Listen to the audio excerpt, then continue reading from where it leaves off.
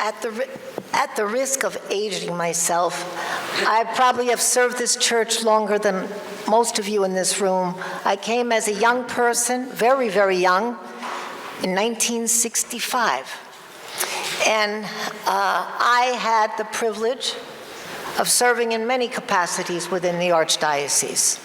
In the youth ministry office, in the stewardship office, in the Logos office, when we were collecting $100 a year. And now I'm collecting $100,000 a year, and we have a $75 million gift that we've given to the church. But I'm not here to speak about Logos or leadership. I'm here because I too am a servant of the church. And as I look at all of the respected hierarchs who I love and respect, I was at all of your elevations when you became hierarchs. That's how long back I go. And I love and respect all of you, and I think you know that. But I must say, sitting here today and listening to this conversation, I have to express what I'm feeling.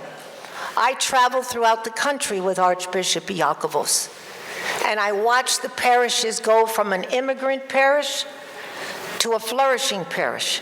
I watched the Archdiocese. When I went to school, they didn't know if I was Catholic, Jewish, Protestant. But thanks to his march in Selma, we became a major faith. And I watched and observed wherever we went, we were one church. We were one Orthodox church. As the creed said, as the creed states, and as we recite, we believe in one holy Catholic and Apostolic church. I'm not against youth programs, mission programs, educational programs. We're the ones that support that. We, the lay people, here today. I belong to 4 or 5 parishes on my own.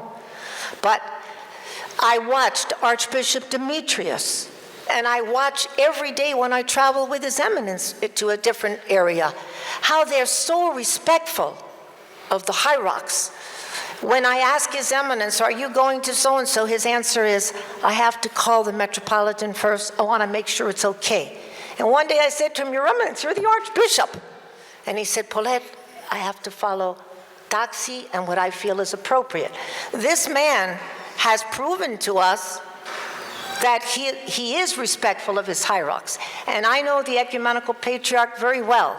And he and I believe he respects me as someone who has served this church. But I remember Archbishop Iakovos on his final days saying, Paulette, I won't be in this world. But Archbishop Demetrius, we can attest to what I'm going to tell you because he was there. He said to him, Yarunda, I won't be here. I'm getting ready to meet my Maker. But whatever you do with changes, restructures, please remember and make sure to maintain one united church in America. Because if we don't have that church, we don't have the strength that we need. I remember the programs, Father Patinakos, Mr. Hadzi Manuel.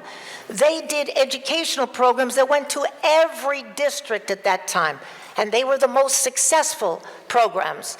Now when I go into a district and ask, how's your Greek education program? It's okay, it's mediocre. Why?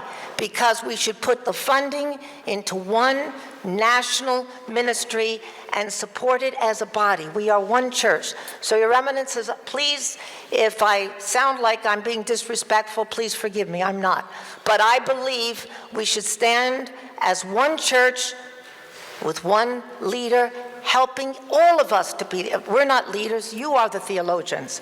And His Eminence is the shepherd of the flock, and we follow. Thank you, Paulette.